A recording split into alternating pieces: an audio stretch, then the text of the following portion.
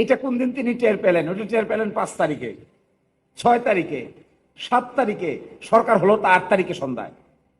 তা 5 তারিখে কি হলো? 6 তারিখে কি হলো? 7 তারিখে কি হলো? 8 তারিখে না আমরা সন্ধ্যাবেলায় পাইলাম একটা সরকার শপথ নিচ্ছে। তার আগে জনগণ কোথায় ছিল? বলছে জনগণের ইচ্ছাটা প্রকাশিত হয়েছে দুই ভাবে। একটা হলো সাধারণত ইচ্ছা প্রকাশ পায় ভোটে, নিয়মতান্ত্রিক উপায়ে। পৃথিবীতে এমন কোন এক্সাম্পল নাই যে সংবিধানের সীমারেখার ভিতরে গণ অভ্যুত্থান হয়েছে কিংবা সংবিধানের সীমারেখার ভিতরে বিপ্লব হয়েছে। একটা উদাহরণ কেউ দেখাতে পারবে না।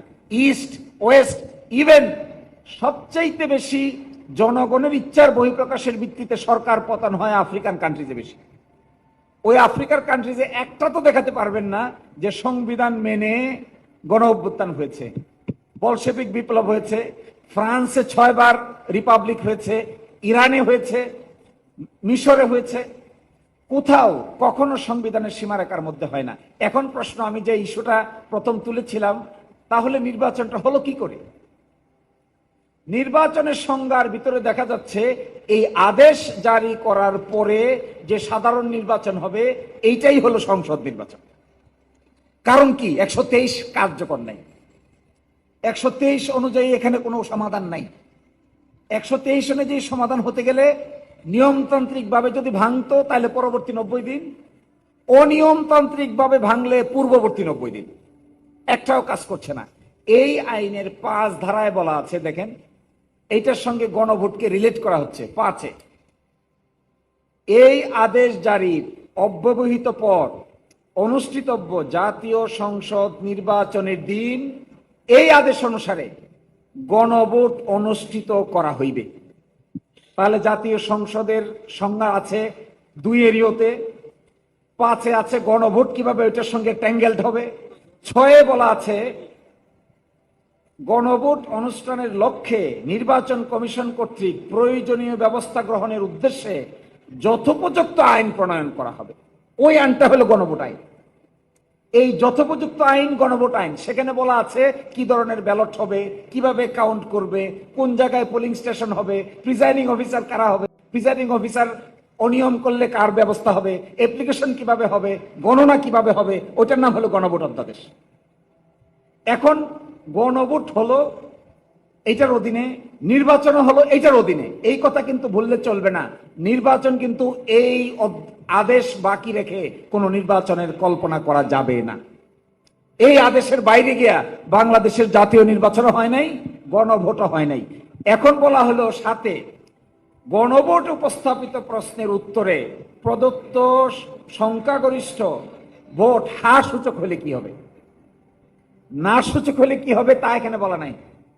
হ্যাঁ সূচক হলে কি হবে তা বলা আছে। হ্যাঁ সূচক হলে কি হবে?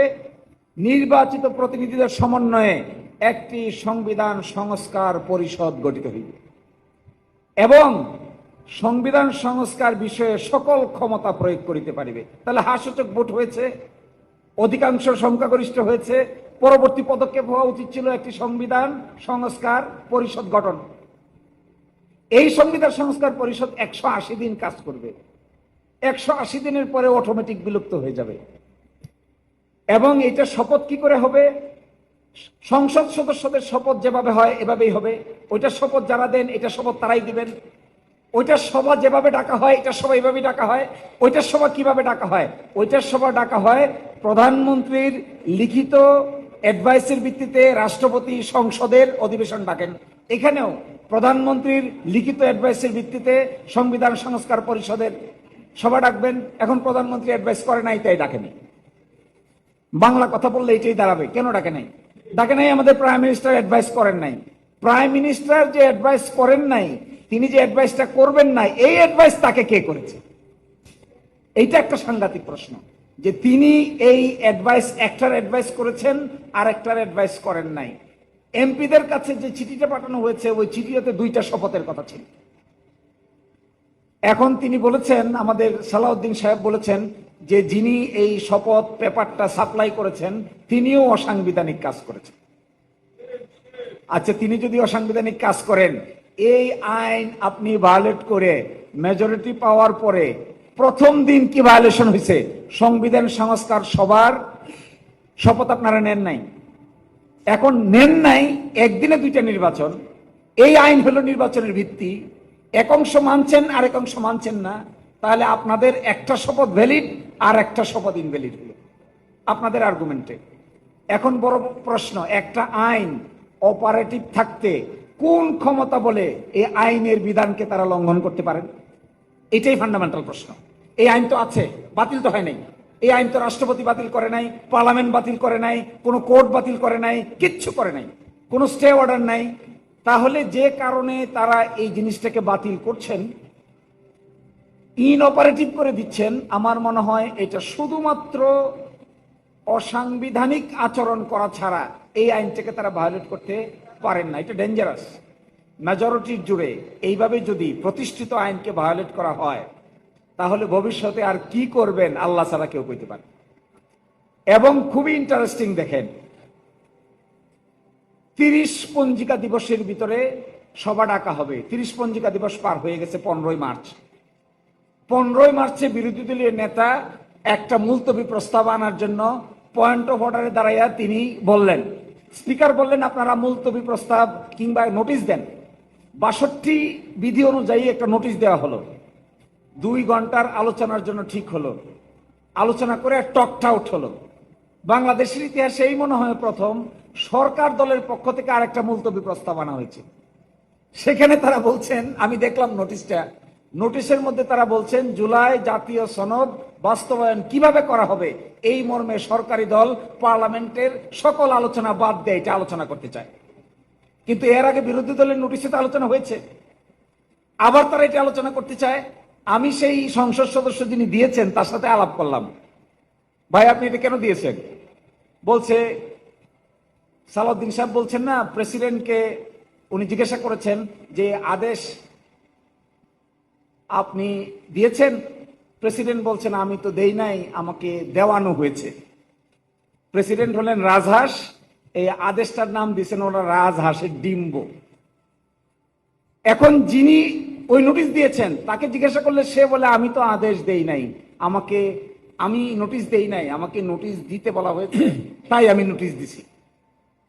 এই নোটিশে কি আলোচনা করছেন দেখেন, কি ধরনের প্রতারণা।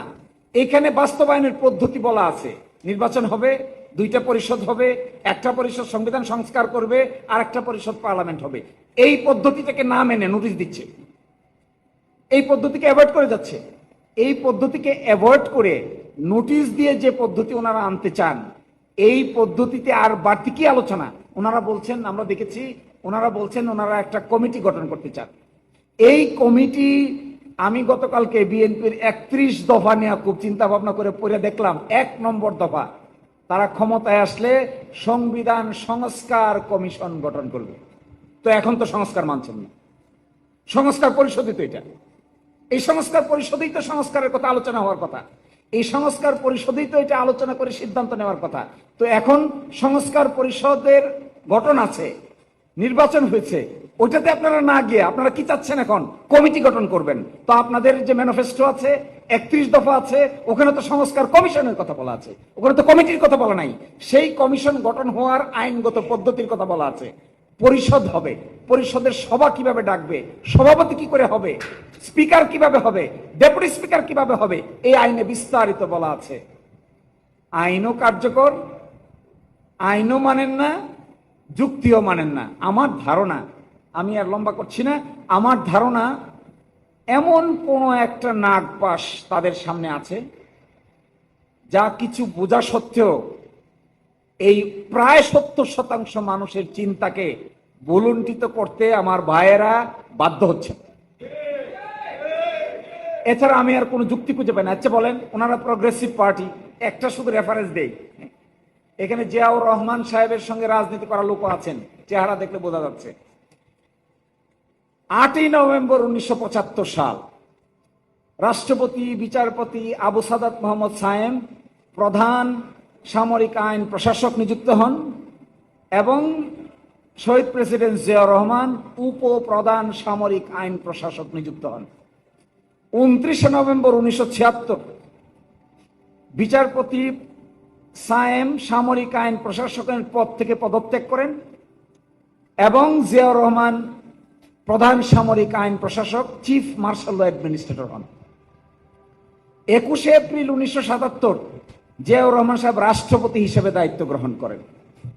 30 May 1977 martial law order number 1 1977 জারি করে 31 মে গণভোটের ঘোষণা দেন। 30 মে গণভোটের ঘোষণা দেন। এই 30 মে 1977 সালে the first martial law order 1977 যদি কেউ পড়েন তাহলে দেখবেন এই মার্শাল ল অর্ডারের মাধ্যমে বাংলাদেশের সংবিধানের ভিতরে কাটা ছেঁড়া করে এইটাকে একেবারে ক্যান্সারের অপারেশন করেছেন তিনি। Absolute faith in the trust almighty Allah কোথা থেকে আসলো? বিসমিল্লাহির রহমানির রহিম কোথা থেকে আসলো? মৌলিক নীতিতে পরিবর্তন কোথা থেকে আসলো? এগুলো সব কিন্তু মার্শাল ল অর্ডার দিয়ে করা। এরপরে দেখেন 1 সেপ্টেম্বর 78 জিয়াউর রহমান সাহেব বাংলাদেশ জাতীয়তাবাদী দল গঠন করেন। খুব ডেমোক্রেসির কথা তো বলেন, এখনো বলতেছেন, ভালো কথা, উই অ্যাপ্রিসিয়েট ইউ। কিন্তু জন্ম তো নিয়েছেন একটা মার্শাল ল এর গর্ভ থেকে, এগুলো ভুলে গেলে তো কাজ হবে না। সংবিধানের যে দোহাই এখন দেখাচ্ছেন, আপনাদের জন্ম তো সাংবিধানিক ভাবে নয়। স্পষ্ট করে যদি বলতে হয়, একটা নেসেসিটির কারণে স্পেশাল সার্কামস্টেন্সেসে বিএনপির জন্ম হয়েছে ক্ষমতায় থাকা অবস্থায়, এবং সেটা হয়েছে 1 সেপ্টেম্বর 78। 1978 সালে দ্য প্রেসিডেন্সিয়াল ইলেকশন অর্ডার 1978, 3রা জুন 1978 রাষ্ট্রপতি নির্বাচনে জিয়াউর রহমান বনাম জেনারেল অবসরপ্রাপ্ত এমএজি ওসমানী অংশগ্রহণ করেন। জিয়াউর রহমান সাহেব বিজয়ী হন। 18 ফেব্রুয়ারি 1979 সামরিক আইনের অধীনে জাতীয় সংসদ নির্বাচন অনুষ্ঠিত হয়। বিএনপি সংসদে সংখ্যাগরিষ্ঠতা লাভ করেন। খুব ডেমোক্রেসির কথা। নির্বাচনের আগে তো সামরিক আইনটা তুলে দেওয়ার সাহসও দেখাইতে পারেন না। একই সাথে 6 এপ্রিল 1979 সন্ধ্যা 8টা থেকে সামরিক আইন প্রত্যাহার করা হয়। 7 এপ্রিল 1979 গেজেট প্রকাশের মাধ্যমে সামরিক আইন প্রত্যাহার কার্যকর করা হয় সংসদ বসার পরে।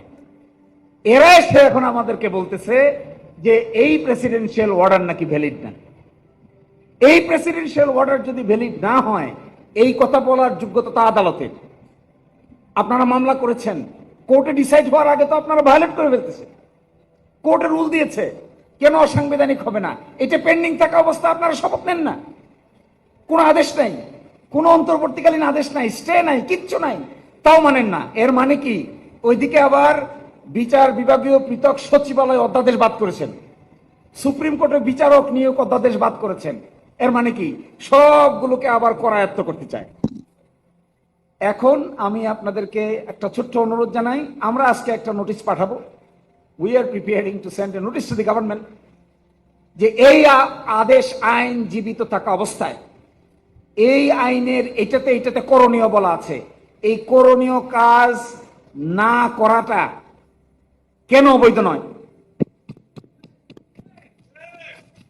এই কারণে আমি নোটিশটা লিখে আসছি, আজকেই পাঠাবো অথবা কালকে ইনশাআল্লাহ। আমরা তাদেরকে রিকোয়েস্ট করব to comply with the order. This order is still valid, still operative, still the law of the land. Since this order is still the law of the land, you are duty bound to follow the law of the land, and you are required to perform under Article 102 of the Constitution to do what is required by law to do. This is what is required by law to do. So you are requested to comply with the provision of Section 8, Section 9, Section 10, Section 11. If you do not comply with the sections, ultimately you are violating the law of the land and taking the law in your hand. And that Human Rights Commission অধ্যাদেশ বাদ, দুর্নীতি দমন commission বিচারক নিয়োগ অধ্যাদেশ বাদ, পৃথক বিচার বিভাগ সচিবালয় প্রতিষ্ঠা অধ্যাদেশ বাদ, তথ্য অধিকার আইনের সেকশন 9 অ্যামেন্ড করে অধ্যাদেশ বাদ। এই সরকারে সে একটা অ্যামেন্ডমেন্ট অধ্যাদেশ দিয়েছিল, সেখানে বলেছিল তথ্য অধিকার আইনে সরকারি স্বায়ত্তশাসিত প্রতিষ্ঠানগুলো তাদের বাৎসরিক অডিট রিপোর্ট তাদের ওয়েবসাইটে পাবলিশ করবে। এই অধ্যাদেশটা বাদ করে দিয়েছে, প্রপোজ করেছে অধ্যাদেশ বাদ। সরকারি প্রতিষ্ঠান পিএসসি, সাংবিধানিক প্রতিষ্ঠান নির্বাচন কমিশন, সাংবিধানিক প্রতিষ্ঠান সুপ্রিম কোর্ট, সাংবিধানিক প্রতিষ্ঠান চিফ কন্ট্রোলার অডিটর জেনারেল, তারা তাদের অডিট রিপোর্ট যদি তাদের ওয়েবসাইটে পাবলিকের জন্য প্রকাশ করে, সরকারের এখানে আপত্তি থাকার কি কারণ থাকতে পারে?